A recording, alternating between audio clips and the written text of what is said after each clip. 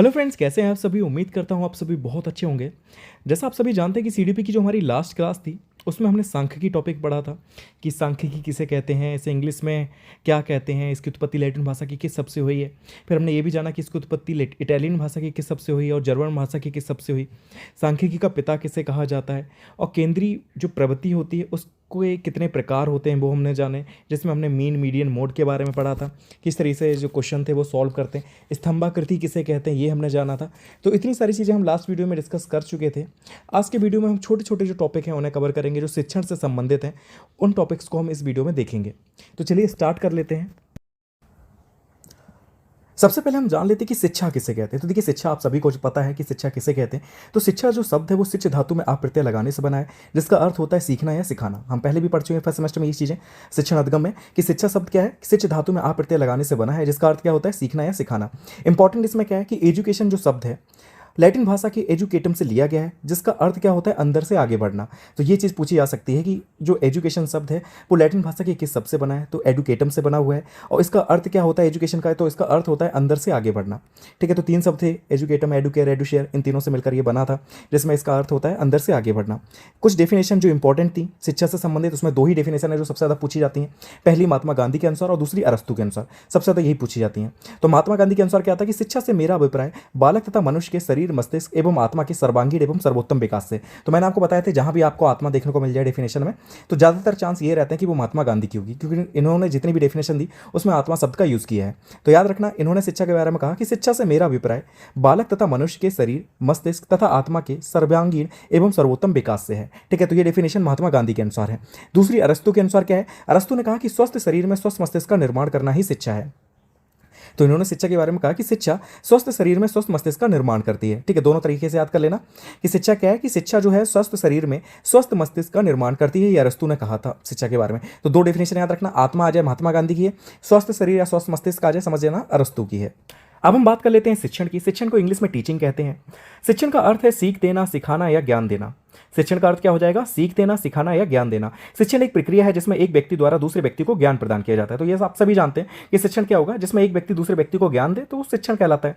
यह शिक्षक शिक्षार्थी की उपस्थिति में संपन्न होने वाली अंत्यक्रिया है। इस अंत्यक्रिया का जो माध्यम होता है वो पाठ वस्तु होती है। यानी कि जो शिक्षण है मुख्यतः तीन आयामों में टिका है। तो क्वेश्चन ये बनेगा कि शिक्षण के मुख्य तीन आयाम कौन से हैं, मुख्य आयाम कौन कौन से हैं, या कौन सा आयाम नहीं है शिक्षण का। तो तीन ऑप्शन ये देखने को मिल जाएंगे, एक अलग होगा।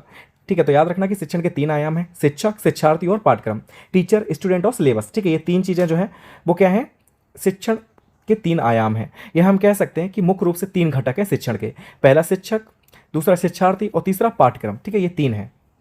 मुख्य बिंदु जो है वो इंपॉर्टेंट है, इन्हें याद रखना कि शिक्षण दो ध्रुवीय प्रक्रिया है। ये किसने कहा था, ये कई बार क्वेश्चन पूछा जाता है। तो ये एडम्स ने कहा था। एडम्स जो थे, एडम्स और रॉस का भी नाम याद रखना। एडम्स और रॉस जो थे इन्होंने शिक्षण को दो ध्रुवीय प्रक्रिया बताया था, यानी कि दो ध्रुव बताए थे शिक्षण के। पहला कौन सा था, पहला शिक्षक और दूसरा शिक्षार्थी। इन्होंने कहा यही दो इंपॉर्टेंट चीजें। लेकिन इसके बाद जॉन डीबी आए और जॉन डीबी ने कहा कि नहीं, शिक्षण कैसी प्रक्रिया है, तीन ध्रुवीय प्रक्रिया है, यानी कि तीन ध्रुव है शिक्षण के। कौन कौन से, पहला शिक्षक, दूसरा शिक्षार्थी और तीसरा पाठ्यक्रम। ठीक है, तो ये जॉन डीबी ने तीन ध्रुवीय प्रक्रिया बताया था। ठीक है, तीन ध्रुव बताए थे। और जो एडम्स एवं रॉस थे इन्होंने दो ध्रुवीय प्रक्रिया बताया था। तो दोनों चीजें अच्छे से याद रखना। अब देखिए, शिक्षा जो होती है वो तीन प्रकार की होती है। पहली औपचारिक शिक्षा, दूसरी अनौपचारिक शिक्षा और तीसरी गैर औपचारिक शिक्षा या दूरस्थ शिक्षा जिसे हम कहते हैं। तो शिक्षा को तीन भागों में बांटते हैं। तो औपचारिक जो शिक्षा होती है वो कौन सी शिक्षा कहलाएगी, जो स्कूलों में दी जाती है, विद्यालयों में दी जाती है, यूनिवर्सिटी में दी जाती है, वो औपचारिक शिक्षा होती है, जिसमें टाइम फिक्स होता है, टीचर फिक्स होता है। ठीक है, और सिलेबस फिक्स होता है, तो वो औपचारिक शिक्षा है। अनौपचारिक शिक्षा वो शिक्षा होती है जो जीवन पर्यंत चलती है, कोई भी आपको दे जाता है। ठीक है, एक भिखारी भी आपको दे सकता है। ठीक है, एक राह में चलता आदमी भी आपको वो शिक्षा दे सकता है। ठीक है, घर में दादी बाबा भी आपके वो शिक्षा दे सकते हैं। तो वो अनौपचारिक शिक्षा कहलाती है जो जीवन पर्यंत चलती है। तीसरी होती है गैर औपचारिक शिक्षा या दूरस्थ शिक्षा, जो हम दूरस्थ माध्यमों से लेते हैं शिक्षा, वो दूरस्थ शिक्षा कहलाती है। जैसे यूट्यूब के माध्यम से, गूगल के माध्यम से, या युग्नु विद्यालय में आप ले रहे हैं शिक्षा। ठीक है, ओपन यूनिवर्सिटी से आप ले रहे हैं, तो ये दूरस्थ शिक्षा कहलाती है। ठीक है, तो क्लियर हो गया कि जो शिक्षा होती है वो तीन प्रकार की होती है, औपचारिक शिक्षा, अनौपचारिक शिक्षा और दूरस्थ शिक्षा। अब हम देख लेते हैं शिक्षण के प्रमुख सिद्धांत कि कौन कौन से सिद्धांत हैं जो सिद्धांत शिक्षण में यूज किए जाते हैं। तो कई सारे सिद्धांत हैं। पहला है क्रियाशीलता के सिद्धांत।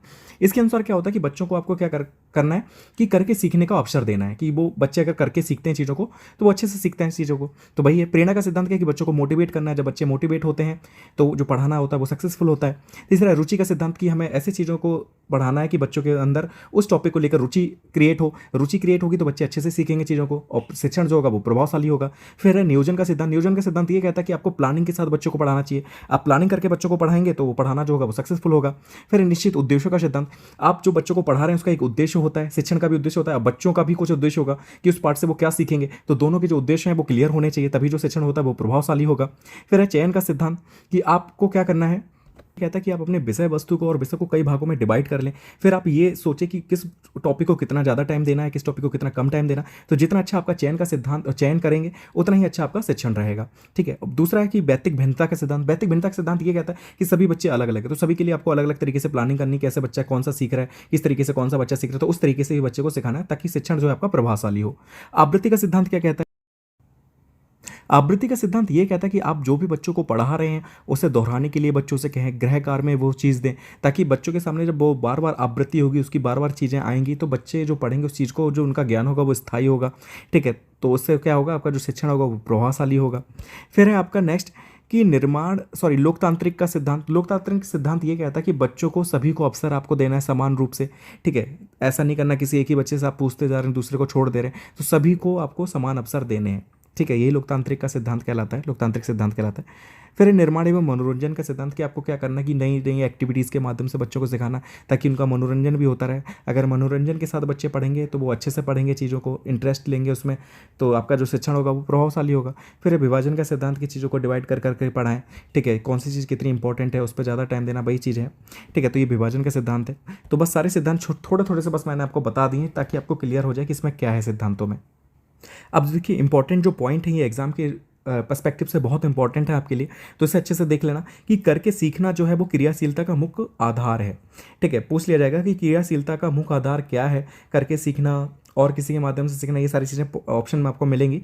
तो करके सीखना जो है वो क्रियाशीलता का मुख्य आधार है। नेक्स्ट है कि प्रोजेक्ट विधि, डॉल्टन विधि, मॉन्टेसरी विधि, किंडरगार्टन आदि पद्धतियाँ क्रियाशीलता के आधार पर आधारित हैं। ठीक है। ये याद रखना कि क्रियाशीलता के सिद्धांत पे कौन सी जो मेथड है वो आधारित हैं। 4 ऑप्शन आपको देखने को मिलेगा, या तो उसमें से एक होगा, या पूछ लिया जाएगा कौन सा नहीं है क्रियाशीलता के सिद्धांत पे आधारित, आपको 4 ऑप्शन देखने को मिलेंगे। तो याद रखना कि प्रोजेक्ट विधि, डॉल्टन विधि, मॉन्टेसरी, किंडरगार्टन आदि जो पद्धतियाँ हैं वो क्रियाशीलता के सिद्धांत पर ही आधारित है। ठीक है। तो ये सारी जो पद्धतियाँ हैं वो किस पर आधारित है, तो क्रियाशीलता के सिद्धांत पर आधारित है। इसमें बच्चा करके सीखता है चीज़ों को। तीसरा पॉइंट है कि पाठ वस्तु में एकाग्रता जो है वो रुचि के सिद्धांत पर आधारित है। क्वेश्चन पूछ लिया जाएगा कि पाठ वस्तु में जो एकाग्रता है वो किस सिद्धांत पर आधारित है, रुचि के सिद्धांत पर आधारित है, करके सीखना पर आधारित है, क्रियाशीलता के सिद्धांत पर आधारित है, ऐसे करके। तो आपको याद रखना है कि जो पाठ वस्तु में एकाग्रता होती है वो रुचि के सिद्धांत पर आधारित होती है। फिर लास्ट इसमें कि लोकतंत्र का मूल भाव क्या है, तो लोकतंत्र का मूल भाव समानता तथा सहभागिता है। क्या है लोकतंत्र का मूल भाव? समानता तथा सहभागिता। अब हम जान लेते हैं कि शिक्षण सूत्र क्या होते हैं। तो शिक्षण सूत्र का अर्थ क्या है कि शिक्षण कब प्रारंभ करें, कैसे करें, बच्चों का ध्यान कैसे आकर्षित करें, शिक्षण सामग्री का प्रयोग कब और कैसे करें आदि कठिनाइयों का समाधान करने के लिए मनोविज्ञान को बस जो शिक्षा शास्त्री थे ने अपने अनुभवों व विचारों को सूत्र के रूप में प्रस्तुत किया, जिसे शिक्षण सूत्र कहते हैं। यानी कि शिक्षण सूत्र क्या है, हमें ये बताते हैं शिक्षण सूत्र कि हमें टीचिंग जो है वो कब स्टार्ट करनी चाहिए, कैसे करनी चाहिए, बच्चों को ध्यान कैसे आकर्षित करना चाहिए, शिक्षण सामग्री का प्रयोग कब हमें करना चाहिए। ये सारी जो कठिनाइयाँ उनके समाधान के लिए जो अलग अलग मनोवैज्ञानिक थे, शिक्षा शास्त्री थे, इन्होंने अपने एक्सपीरियंस को, विचारों को एक सूत्र के रूप में प्रस्तुत किया, उन्हीं को हम शिक्षण सूत्र कहते हैं। तो कई सारे शिक्षण सूत्र हैं, उनके बारे में हम जान लेते हैं। तो देखिए शिक्षण सूत्र कई प्रकार के हैं। एक डेफिनेशन भी है टी रैमेंट के अनुसार, जो कई बार एग्जाम में पूछी जाती है, कि शिक्षण सूत्र उन तरीकों को बताते हैं जिससे यह आशा की जाती है कि सिद्धांत प्रयोग में सहायक होंगे। ठीक है। तो शिक्षण सूत्र क्या बताते हैं? टी रैमेंट ने यह कहा कि शिक्षण सूत्र उन तरीकों को बताते हैं जिससे ये आशा की जाती है कि ये जो सिद्धांत है ये प्रयोग में सहायक होंगे। ठीक है, पढ़ाने में सहायक होंगे। अब देखिए कई सारे शिक्षण सूत्र हैं। पहला है आपका सरल से जटिल की ओर। सरल से जटिल की ओर जो सूत्र है वो क्या कहता है कि पहले बच्चों को सरल सरल चीजें बताएं, उसके बाद कठिन की ओर ले जाएं। क्योंकि अगर बच्चे को पहले कठिन पढ़ा देंगे तो बच्चा ऊब जाएगा, इंटरेस्ट नहीं लेगा। तो पहले आसान चीजें बच्चों को पढ़ानी है, फिर जाके कठिन चीजें पढ़ानी। दूसरा ज्ञात से अज्ञात की ओर। पहले उन चीजों को बताना है कि जो बच्चे को पहले से पता है, यानी कि पहले पूर्व ज्ञान बच्चे का देख ले कि जो टॉपिक आप पढ़ाने जा रहे हैं उसके बारे में पहले से बच्चा कितना जानता है, तो पहले उस चीज को जान ले, उसके बाद अज्ञात की ओर लें जो बच्चा नहीं जानता। तीसरा प्रत्यक्ष से अप्रत्यक्ष की ओर। इसी को हम लोग मूर्त से अमूर्त की ओर भी कहते हैं। प्रत्यक्ष और मूर्त का मतलब एक ही है कि जो चीज आपके सामने उपस्थित है, जैसे आप छू सकते हैं। ठीक है, तो पहले उसके बारे में आपको नॉलेज देनी, फिर उन चीजों के बारे में नॉलेज देनी जिनके बारे में बच्चा नहीं जानता। ठीक है। फिर आपका पूर्ण से अंश की ओर, कि पहले आपको क्या करनी है, पूरी जानकारी दे देनी उस टॉपिक के बारे में, उस चीज़ के बारे में। उसके बाद उसके छोटे छोटे भागों के बारे में बताना है। जैसे भारत का मानचित्र आपने बच्चों को पढ़ा दिया कि कौन सा राज्य कहाँ पर, ये सारी चीज़। फिर उसके बाद आप क्या कर रहे हैं, छोटे छोटे राज्यों के बारे में बता रहे हैं कि पहले उत्तर प्रदेश के बारे में जानो, फिर केरल के बारे में जानो, ऐसे करके कि पहले आपने पूर्ण की जानकारी दे दी, पूरा मानचित्र बता दिया भारत का, कैसा नक्शा है, कहाँ पे पानी है, कहाँ पे क्या है, कहाँ पे रेगिस्तान है, ये सारी चीज़ें। उसके बाद आप छोटे छोटे भागों की जानकारी दे रहे हैं। फिर आपका स्थूल से सूक्ष्म की ओर, स्थूल का मतलब होता है, स्थूल का मतलब यह है कि जो भी चीज़ आपके सामने उपस्थित है, इसे हम लोग मूल समूर्त की ओर भी जोड़ सकते हैं, इसमें भी जोड़ सकते हैं, अप्रत्यक्ष से अप्रत्यक्ष की ओर भी जोड़ सकते हैं। जैसे कि बच्चों को आप कंकड़ के माध्यम से सिखा रहे हैं, जैसे जोड़ना सिखाना है तो कंकड़ पत्थर ले लिए, उसके माध्यम से आप सिखा रहे हैं। या आपको नदी तालाब के बारे में सिखाना था तो आप क्या कर रहे हैं, भ्रमण करा रहे हैं। क्योंकि बच्चा जब सामने से चीज़ों को देखेगा, स्थूल रूप से देखेगा, तो उससे चीज़ें ज़्यादा क्लियर होंगी। तो पहले ऐसे सिखाना है, उसके बाद सूक्ष्म की ओर आपको ले जाना है बच्चे को। ठीक है। नेक्स्ट आपका अनिश्चित से निश्चित की ओर। अनिश्चित का मतलब है कि कई टॉपिक के बारे में, कई चीज़ों के बारे में बच्चों को जानकारी तो होती है, लेकिन टूटी फूटी जानकारी होती, सही से क्लियर नहीं होता। तो आपको क्या करना है, उन चीज़ों को क्लियर करना है। तो वो अनिश्चित से निश्चित की ओर हो जाएगा। फिर विशिष्ट से सामान्य की ओर। विशिष्ट से सामान्य की ओर का मतलब है कि किसी भी टॉपिक को आप पढ़ा रहे हैं तो उसके बारे में पहले कई सारे एग्जाम्पल बच्चों को बता दें। उसके बाद आपको क्या करना है, धीरे धीरे उसकी डेफिनेशन बतानी है, नियम बताने हैं। तो जो उदाहरण होते हैं वो विशिष्ट में आते हैं, और जो नियम और परिभाषाएं होती हैं वो आपके किस में आते हैं, वो सामान्य में आते हैं। ठीक है। तो विशिष्ट से सामान्य की ओर क्या हो गया कि पहले उदाहरण के माध्यम से बच्चों को अच्छा खासा बता देना उस चीज़ के बारे में। जैसे संज्ञा पढ़ा रहे हैं तो संज्ञा पढ़ा आपने बताई, उसके कई सारे उदाहरण दे दिए। फिर उसके आप जो नियम है वो आप बताएंगे बच्चों को। ठीक है। फिर विश्लेषण से संश्लेषण की ओर। विश्लेषण से संश्लेषण की ओर क्या है, विश्लेषण विधि में यह होता है कि हम किसी वस्तु में या किसी तत्व को विभिन्न घटकों में विभाजित करते हैं और तब एक समस्या का समाधान करते हैं। यानी कि कोई समस्या आपके पास है तो आप क्या करेंगे, उसे छोटे छोटे भागों में डिवाइड कर देंगे। आप एक एक करके उस पार्ट को सॉल्व करते रहेंगे, बाद में आपकी जो पूरी जो प्रॉब्लम होगी वो सॉल्व हो जाएगी। तो विश्लेषण में हम यही करते हैं कि पूरी समस्या को हम क्या करते हैं, छोटे छोटे भागों में डिवाइड कर देते हैं, फिर उसे सॉल्व करते हैं। जबकि संश्लेषण विधि में क्या होता है, इसके ठीक विपरीत हम करते हैं। संश्लेषण विधि में हम पहले तथ्यों को इकट्ठा करेंगे, उसके बाद किसी वस्तु की वास्तविक स्थिति को ज्ञात करते हैं। ठीक है। तो ये संश्लेषण विधि, इसमें हम एक साथ सॉल्व करने की कोशिश करते हैं। ठीक है। यानी कि छोटी छोटी चीज़ों को जोड़ जोड़ के पूरा बड़ा बना लेते हैं, फिर उसे सॉल्व करते हैं। जबकि विश्लेषण में क्या करेंगे, बड़ी सी चीज़ को छोटे छोटे भागों में तोड़ देंगे, फिर उसे सॉल्व करेंगे। ठीक है। तो क्लियर हो गया। नेक्स्ट आपका मनोवैज्ञानिक क्रम से तर्क की ओर, ये इतना इंपॉर्टेंट नहीं है। अनुभव से युक्ति संगत की ओर, ये भी इतना इंपॉर्टेंट नहीं है। ठीक है। तो सबसे ज़्यादा इंपॉर्टेंट है आपका सरल से जटिल की ओर, ज्ञात से अज्ञात की ओर। सबसे इंपॉर्टेंट इसमें है पूर्ण से अंश की ओर, स्थूल से सूक्ष्म की ओर, विशिष्ट से सामान्य की ओर, ये सबसे ज़्यादा पूछा जाता है। तो यही सारे आपके सबसे ज़्यादा इंपॉर्टेंट है। नीचे के दो तीन जो है वो ज़्यादा इंपॉर्टेंट नहीं। हाँ, और विश्लेषण से संश्लेषण की ओर भी बहुत इंपॉर्टेंट है, इसे भी अच्छे से याद कर लेना। एक चीज़ और याद रखना, एक क्वेश्चन बहुत ज़्यादा बनता है एग्जाम में, कई बार पूछा जाता है कि कौन सा सिद्धांत है, कौन सा शिक्षण सूत्र है जो गेस्टोल्टवाद पर आधारित है। यानी कि गेस्टोल्टवाद का जो सिद्धांत है उस पर आधारित है। तो पूर्ण से जो अंश की ओर सिद्धांत है आपका, शिक्षण सूत्र है पूर्ण से अंश की ओर, ये आपका गेस्टोल्टवादी सिद्धांत पर आधारित है। यानी कि कोहलर का जो सूझ का सिद्धांत है वो भी गेस्टोल्टवादी का सिद्धांत था। पूर्ण से अंश की ओर जो शिक्षण सूत्र है ये भी गेस्टोल्टवादियों की ही देन है, उसी पर यह आधारित है कि पहले पूर्ण की जानकारी दो फिर अंश की जानकारी दो। अब नेक्स्ट है कि खेल पर आधारित शिक्षण पद्धतियां, कि कौन कौन सी शिक्षण पद्धतियां हैं जो खेल पर आधारित होती हैं। ठीक है। तो इनके हमें जानना कि कौन कौन सी ऐसी पद्धतियां हैं और उनके संस्थापक कौन है, उनका भी नाम कई बार पूछा जाता है। तो सबसे पहले किंडरगार्टन पद्धति जो कि खेल पर आधारित है, ये फ्रॉवेल ने दी थी। इसके जन्मदाता कौन हो जाएंगे, फ्रॉवेल हो जाएंगे। ठीक है। तो फ्रॉवेल ने दिया था किंडरगार्टन पद्धति। दूसरा मॉन्टेसरी पद्धति किसकी देन है, तो मारिया मॉन्टेसरी की देन है। तीसरा डॉल्टन पद्धति जो है, डॉल्टन पद्धति, ये किसकी देन है, तो मिस हेलेन पार्क हस्ट की ये देन है। ठीक है। तो डॉल्टन पद्धति किसने दी थी, तो मिस हेलेन पार्क हस्ट ने ये दी थी। ह्यूरिस्टिक पद्धति जो है वो आर्मस्ट्रॉन्ग की है। प्रोजेक्ट पद्धति जो है वो किलपैट्रिक की है। तो इन पांचों के नाम अच्छे से याद रखना। किंडरगार्टन पद्धति किसने दी, फ्रॉवेल ने दी। मॉन्टेसरी पद्धति मारिया मॉन्टेसरी की है। डॉल्टन पद्धति मिस हेलेन पार्क हस्ट की है। ह्यूरिस्टिक पद्धति आर्मस्ट्रॉन्ग की है और प्रोजेक्ट पद्धति जो है वो किलपैट्रिक की है। अब कुछ शिक्षण विधियां मैं आपको और बता रहा हूं जिन्हें आपको याद रखना है, जो एग्जाम में पूछी जाती हैं कई बार, और उनके जनक के नाम पूछ लिए जाते हैं। तो पहला इसमें आगमन और निगमन विधि जो अरस्तु ने दी, इसके जनक अरस्तु हो जाएंगे। दूसरा आपका बिनेटका विधि जिसके जो जनक है वो कॉल्टन वॉसवान हो जाएंगे। तीसरा आपका प्रश्नोत्तर विधि जिसे हम लोग सुकराती विधि भी कहते हैं, इसके जनक सुकरात हो जाएंगे। फिर आपकी हर्बर्ट विधि जिसके संस्थापक या हम कहें जनक जो है वो हर्बर्ट हो जाएंगे। और लास्ट आपकी संवाद विधि, इसके जो जनक है वो आपके प्लेटो हो जाएंगे। यानी कि पांच और आपको याद रखनी है। आगमन और निगमन विधि जो अरस्तु की है, बिनेटका विधि कॉल्टन वॉसवान की है, प्रश्नोत्तर विधि या सुकराती विधि सुकरात की है, हर्बर्ट विधि हर्बर्ट की है, और संवाद विधि आपकी प्लेटो की है। ठीक है। तो ये पांच जो शिक्षण पद्धतियां हैं इन्हें भी याद रख लेना, शिक्षण विधियां।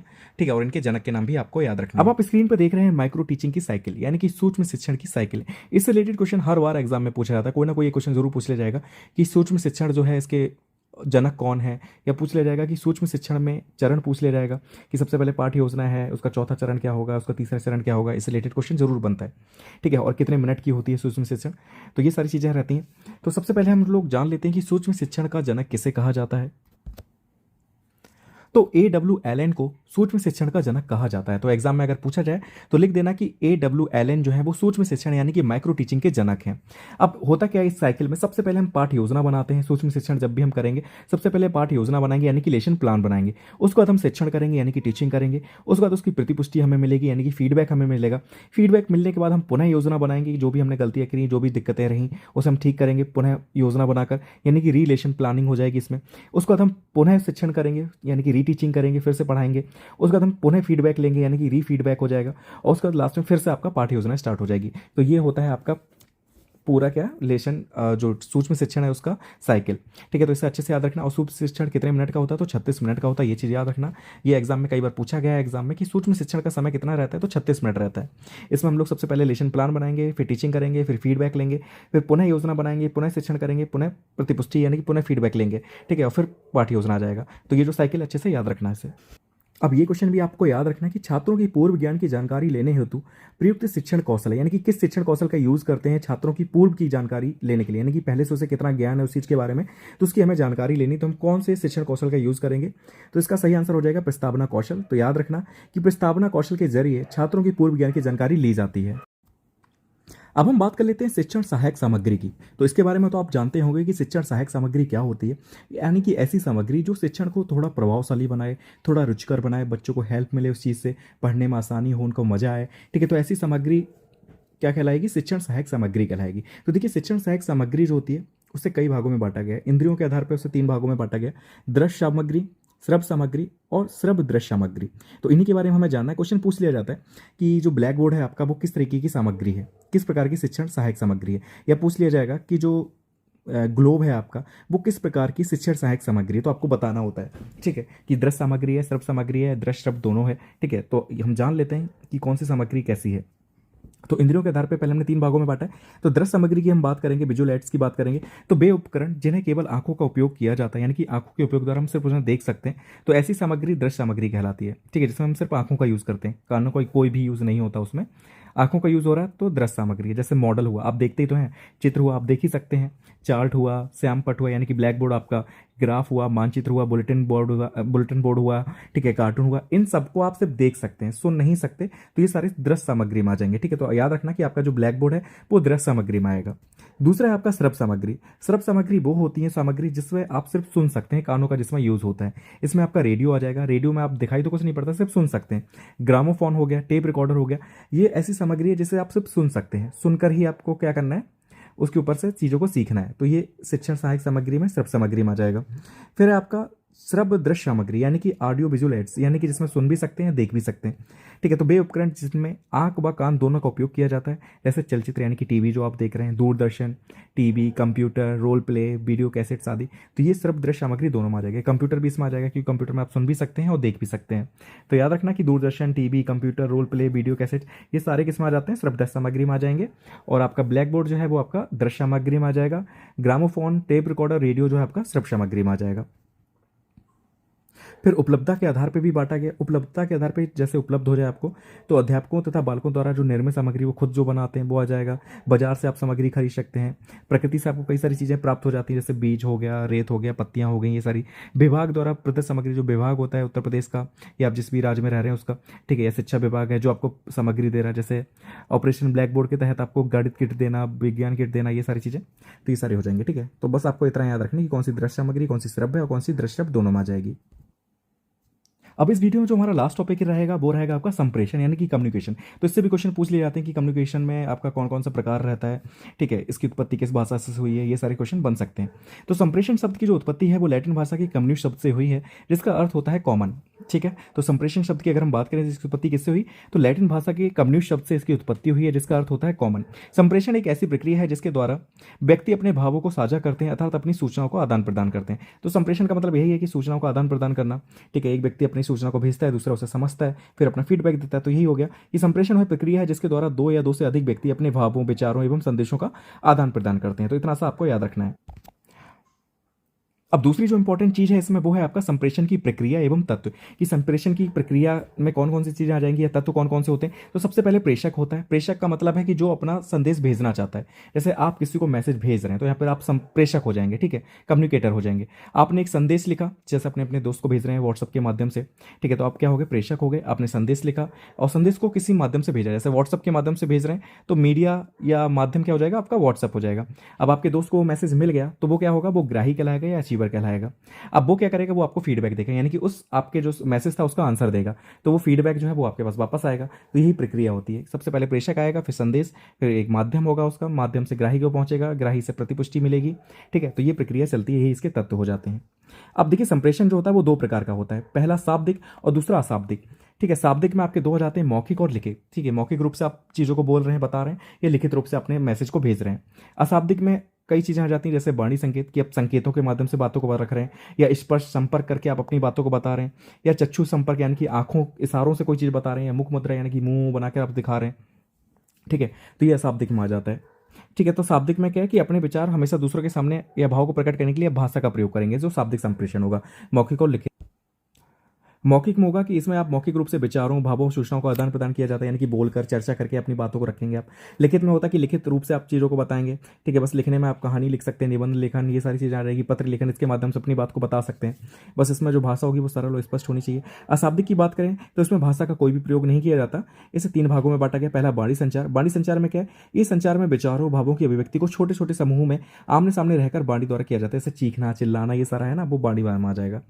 दूसरा आपका स्पर्श संपर्क। इसमें क्या होगा, स्पर्श के माध्यम से व्यक्ति भावों और विचारों को व्यक्त करता है, यानी कि छू के, टच करके अपना क्या करेगा, बातों को बताएगा। और जो ये वाला होता है, ये दृष्टिहीन जो लोग होते हैं, जिन्हें दिखाई नहीं देता, देख नहीं सकते, उनके लिए सबसे ज़्यादा इंपॉर्टेंट होता है, ठीक है। वो टच के माध्यम से चीज़ों को बताते हैं। तीसरा आपका चक्षु संपर्क या मुख मुद्रा। चक्षु या मुख मुद्रा से प्रदर्शन से संप्रेषण, इस संप्रेषण को कक्षा में बहुत प्रभावशाली माना जाता है। इससे शिक्षक छात्रों की मनस्थिति का अनुमान लगा सकते हैं, यानी कि प्रसन्न है बच्चे, ठीक है, कि गुस्से में है, क्रोध में है, या डर रहे हैं, तो टीचर क्या करता है, स्टूडेंट्स को देखता है और उसे समझ में आ जाता है कि बच्चा कौन सा खुश है, कौन सा दुखी है, कौन सा डर रहा है, ये सारी चीज़ें से समझ में आ जाती हैं। बधिरों तथा गूंगे व्यक्तियों के लिए संप्रेषण सबसे ज़्यादा उपयोगी, यानी कि जो सुन नहीं सकते, बोल नहीं सकते, उनके लिए संप्रेषण जो होता है वो सबसे ज़्यादा इंपॉर्टेंट होता है। तो ये सारे टाइप हो गए संप्रेषण के। अब हम बात कर लेते हैं कुछ अधगम संबंधी विकार जो कई बार एग्जाम में पूछे जाते हैं, और सीटेट में तो बहुत ज़्यादा पूछे जाते हैं। पूछ लिया जाता है कि पठन संबंधी विकार को क्या कहते हैं। चार ऑप्शन आपको देखने को मिलेंगे, ठीक है। तो इसलिए सभी जो टिक लगे हुए हैं इन्हें तो स्पेशली पढ़ लेना, ये ज़्यादा इंपॉर्टेंट है। ऊपर के चार तो बहुत ज़्यादा इंपॉर्टेंट हैं, ठीक है। तो सबसे पहले डिसलेक्सिया, ये पठन संबंधी विकार होता है। फिर आता है आपका डिस्ग्राफिया। डिस्ग्राफिया जो है वो लेखन संबंधी विकार है। फिर है आपका डिसकैलकुलिया, ये जो है आपका गणित संबंधी विकार है। फिर आता है आपका डिस्प्रैक्सिया, ये पढ़ना, लिखना और बोलना संबंधी विकार है, ठीक है। तो डिसलेक्सिया पठन संबंधी विकार, डिस्ग्राफिया लेखन संबंधी विकार, डिसकैलकुलिया गणित संबंधी विकार, डिस्प्रैक्सिया जो है आपका पढ़ना, लिखना और बोलने संबंधी विकार है। फिर आता है आपका डिसमॉर्फिया। डिसमॉर्फिया आप सुनने को मिले तो समझ जाना कि आकृति और साइज संबंधी विकार होता है। इसमें बच्चा क्लियर नहीं कर पाता किसकी आकृति बड़ी है, किसकी छोटी है, सारी, तो इससे संबंधित विकार रहता है ये। फिर है आपका डिस्थीमिया। डिस्थीमिया की अगर हम बात करें तो ये तनावग्रस्त स्थिति होती है जिसमें बच्चा तनाव में रहता है, ठीक है। तो डिस्थीमिया याद रखना 8वें नंबर का। फिर है आपका एमनेसिया। एमनेसिया जो होता है वो भूलने की बीमारी होती है, जिसमें लोग भूल जाते हैं चीज़ों को, तो एमनेसिया भूलने की बीमारी हो जाएगी। फिर आएगा आपका डिस्फेसिया। डिस्फेसिया जो होता है वो आपका बोलने संबंधी विकार होता है, ठीक है। तो डिस्फेसिया कौन सा हो जाएगा, बोलने संबंधी विकार, इसमें बच्चा सही से नहीं बोल पाता। फिर आपका इंसोमेनिया। इंसोमेनिया नींद ना आने की बीमारी होती है, कि बच्चे सो नहीं पाते हैं, पूरे दिन लेटे रहते हैं, ये सारी चीज़ें। तो इंसोमेनिया जो है वो नींद ना आने की बीमारी है। तो ये जो दिए गए हैं 8, इन्हें अच्छे से याद कर लेना, एक दो इंपॉर्टेंट नहीं है, बाकी जो ऊपर के 4 थे वो बहुत ज़्यादा इंपॉर्टेंट है। डिसलेक्सिया, डिस्ग्राफिया, डिसकैलकुलिया, डिस्प्रैक्सिया, ये सारे बहुत इंपॉर्टेंट हैं। इसके बाद आपको याद रखना है आपका डिस्मॉर्फिया याद रखना, डिस्थीमिया याद रखना, ठीक है। एमनीसिया आपको याद हो जाएगा, इंसोमेनिया आपको याद हो जाएगा, ठीक है। तो ये सारे अच्छे से याद। अब लास्ट टॉपिक है जो हमें पढ़ना है वो है आपका एनसीएफ। तो क्वेश्चन कई बार एनसीएफ से पूछ लिया जाता है कि एनसीएफ अभी तक कितनी बार आ चुका है, ठीक है, सबसे पहले कब आया था, किसमें क्या प्रावधान था, ये सारी चीज़ें। तो एनसीएफ को हम लोग राष्ट्रीय पाठचर्या की रूपरेखा कहते हैं, नेशनल करिकुलम फ्रेमवर्क कहते हैं, ठीक है। इसकी फुल फॉर्म हो जाएगी एनसीएफ की। भारत में अभी तक 5 बार राष्ट्रीय पाठचर्या की रूपरेखा जारी की जा चुकी है। इसे एनसीईआरटी द्वारा शिक्षा प्रणाली में सुधार के लिए तैयार किया जाता है। तो पूछ लिया जाएगा कि एनसीएफ कौन जारी करता है, तो एनसीईआरटी जारी करती है। जिसका गठन कब हुआ था, तो 1961 में हुआ था, ठीक है, एनसीईआरटी का। और एनसीईआरटी का मुख्यालय कहाँ पे, तो नई दिल्ली में हो जाएगा। ठीक है। अब सबसे पहले एनसीएफ कब आया, तो 1975 में एनसीएफ सबसे पहले आया था। यह भारत का पहला एनसीएफ था जिसने स्कूली शिक्षा के लिए विस्तृत पाठ्यक्रम विस्तृत किया था। यानी कि जब पहली बार आया 1975 में, तो इस एनसीएफ में क्या किया गया था, तो स्कूली शिक्षा के लिए विस्तृत जो पाठ्यक्रम था उसे विकसित किया था। उसके बाद आया 1988 में। 1988 में जब एनसीएफ आया तो ये किस पर आधारित था, तो राष्ट्रीय शिक्षा पर राष्ट्रीय नीति 1986 के आधार पर से जारी किया गया था। यानी कि राष्ट्रीय शिक्षा नीति जो 1986 में आई थी उसी के आधार पर से जारी किया गया था। तीसरा एनसीएफ आया था आपका 2000 में। अधिगम बिना बोझ के की सिफारिशों को ध्यान में रखते हुए प्रकाशित किया गया था। यानी कि यशपाल समिति आई थी, यशपाल समिति के बाद में ये प्रावधान किया गया था कि हमें क्या करना है कि जो बोझ है उसे कम करना है, उसके आधार पर इसे तैयार किया गया था। तो अधिगम बिना बोझ की सिफारिशों को ध्यान में रखते हुए कि स्कूल बैग जो है उसका जो वजन है हमें कम करना है, ठीक है, और बच्चों को ज़्यादा से ज़्यादा सही से जानकारी देनी है, ये सारी चीज़ें, तो उसके आधार पर अधिगम बिना बोझ की सिफारिशों के आधार पर ये प्रकाशित किया गया था 2000 में। उसके बाद आया था 2005 में, प्रोफेसर यशपाल की अध्यक्षता में ये तैयार किया गया था, जो बहुत लोकप्रिय हुआ था और आज भी शिक्षा के क्षेत्र में मील का पत्थर माना जाता है। यानी कि एनसीएफ 2005 है, काफ़ी टाइम तक ये चला था, अभी तक चला था 2020 तक, ठीक है। तो ये प्रोफेसर यशपाल की अध्यक्षता में से तैयार किया गया था, ये काफ़ी लोकप्रिय हुआ था और शिक्षा के क्षेत्र में आज भी इसे मील का पत्थर माना जाता है। और लास्ट जो एनसीएफ था वो 2023 में जारी किया गया। नई राष्ट्रीय शिक्षा नीति एनईएफ 2020 के अनुरूप इसे हाल ही में जारी किया गया, जो 3 से 18 वर्ष तक की आयु के छात्रों के लिए है, ठीक है। तो लास्ट जो एनसीएफ है आपका 2023 में जारी किया गया था एनईपी 2020 के अनुरूप, ठीक है। ये चीज़ आपको याद रखनी है कि पहले 1975 में आया, अभी तक 5 आए, फिर 88 में, फिर 2000 में, फिर 2005 में, फिर 2023 में आया लास्ट जो एनसीएफ था। तो अभी तक 5 एनसीएफ आ चुके हैं। तो इतना आप याद रख लेना, इसी में से आपसे क्वेश्चन जो है वो पूछ लिया जाएगा, शिक्षण से संबंधित जो भी पूछा होगा, ठीक है, इससे बाहर नहीं आएगा। तो आप इसे अच्छे से पढ़ लें और जो इंपॉर्टेंट क्वेश्चन होंगे मैं जल्दी से आपके सामने लेकर आऊँगा, ठीक है। आपका जो पेपर है, जो भी टेट के हुए हैं, उन्हें भी मैं जल्दी लेकर आता हूँ। मिलते हैं फिर नेक्स्ट वीडियो में। Thank you so much for watching this video.